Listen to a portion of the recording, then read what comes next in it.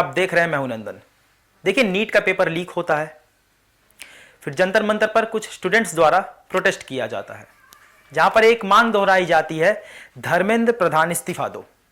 मगर साथ ही कुछ एक स्टूडेंट्स के तरफ से अभद्र अभद्र भाषाओं का इस्तेमाल किया जाता है, वो भी किसके लिए? हमारे देश के प्रधानमंत्री नरेंद्र मोदी के लिए। साथ में नरेंद्र मोदी की मां, जो अब इस दुनिया में नहीं है, उनके लिए भी अभद्र अभद्र भाषाओं का प्रयोग किया जाता है। उसके बाद प्रोटेस्ट खत्म होता है, मगर सवाल यह उठता है कि उन बच्चों का क्या, जिन्होंने नरेंद्र मोदी और उनकी मां को गंदी गंदी गालियां दी।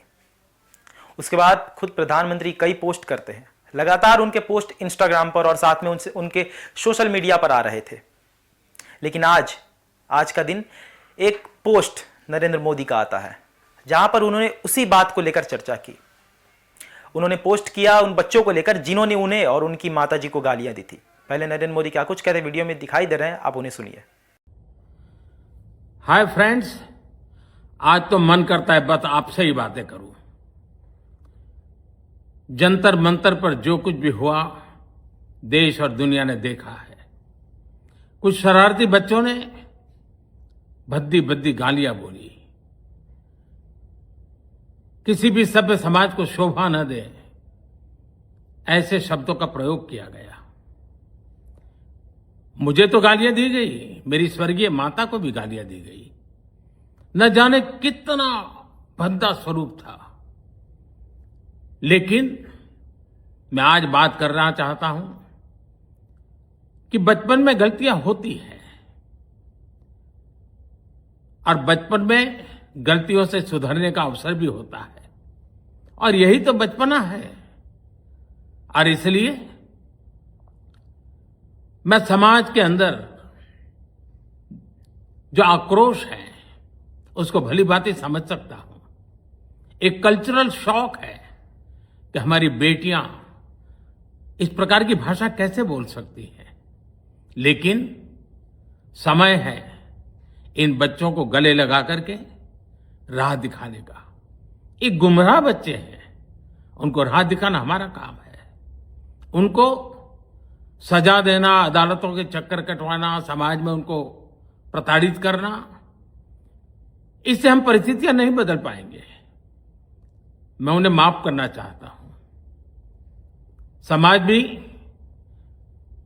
मेरी इस बात को स्वीकार करे, क्योंकि मेरे मन में एक ही भाव है। कभी कभी दांतों तले हमारी जीभ आ जाती है, खून निकल आता है, लेकिन हम दांत तोड़ते नहीं है, क्योंकि दांत भी हमारे हैं, जीभ भी हमारी है, बच्चे भी हमारे हैं। उन्हें राह दिखाना हमारा काम है। गुमराह को राह दिखाना कठिन होता है, लेकिन कठिन काम हमको करना है।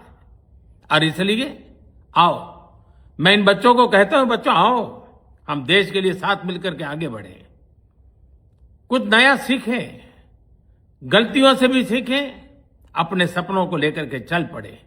देश बहुत आगे बढ़ रहा है, आगे बढ़ने वाला है, और आपका भी आगे बढ़ना निश्चित हो, यही मेरा सपना है।